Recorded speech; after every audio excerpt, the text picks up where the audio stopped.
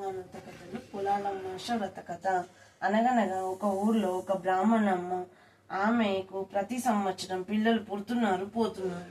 పుట్టగానే పోతున్న సంతానాన్ని దుఃఖించి ఆ బ్రాహ్మణమ్మ ఊరి వెలుపల పోచక తల్లి చుట్టూ ప్రతి ఏటా పిల్లల్ని పొందపెడుతున్నది. ఈ పొలాలమ్మాషకు పుడుతున్నారు, మళ్ళీ పొలాలమ్మాషకు పోతున్నారు.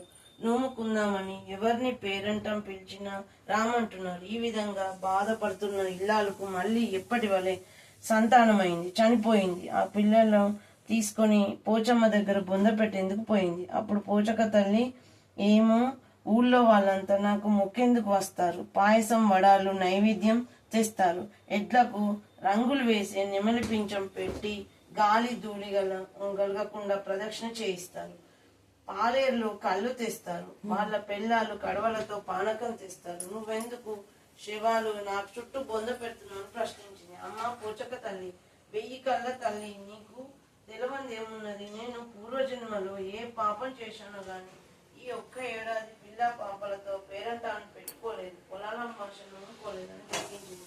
అమ్మవారి దయచేసి ఈ బద్దులో పెరుగు ఆ బొందల మీద చల్లు, పోయిన నీ పిల్లలు వేస్తారు. ఇంటికి పోయి తల నడిపి స్నానం చేసి మడి బట్టలతో వంట చేయి, నేను పేరంటాలుగా వస్తాను మాట ఇచ్చింది. అమ్మా అమ్మ అంటూ పిల్లలు లేచి పిలవసాగారు.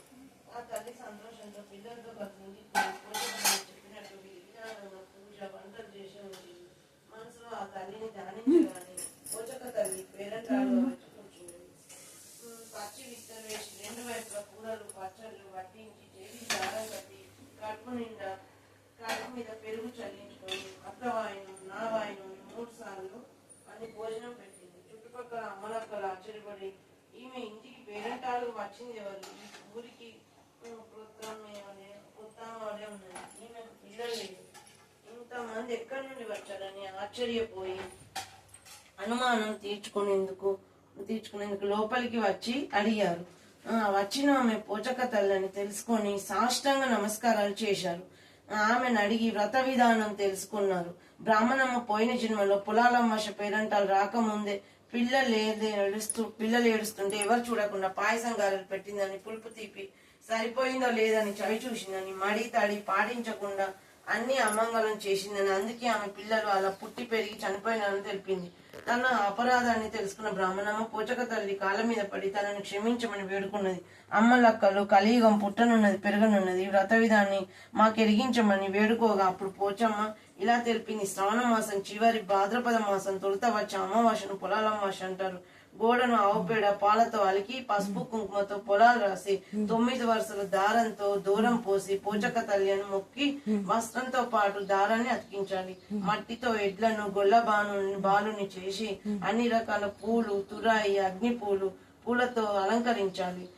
మక్క కందులు, పచ్చి కూరగాయలు నైవేద్యం పెట్టాలి, ధూపం వేయాలి. చీమలు దోమలకు 2 విస్తర్లలో నైవేద్యం వడ్డించాలి. పోచక తల్లికి పాశం గారెలు చేసి విధి విధాన యుక్తంగా పూజించాలి. పేరంటాలు చేతికి మెడకు 9 వరుసల దారం కట్టి మనం కట్టించుకోవాలి. కడుపు చల్లన అని ఒకరి మీద ఒకరు పెరుగు చల్లుకోవాలి. భోజనానంతరం తాంబూలం దక్షిణ శక్తి కొలది సమర్పించుకోవాలి. ఇలా చేస్తే పిల్లలు మృత్యువాత పడకుండా కలరా, మలేరియా, మసూచి మొదలైన అంటువ్యాధులు సోకకుండా పోచక తల్లి కాపాడుతుందని చెప్పింది. కథ తప్పినా వాక్కు తప్పదు, వాక్కు తప్పిన 5వ తనం తప్పదు, నుడుగు తప్పదు, నుడుగు తప్పిన 5వ తనం తప్పదు. పోచక తల్లి మాట.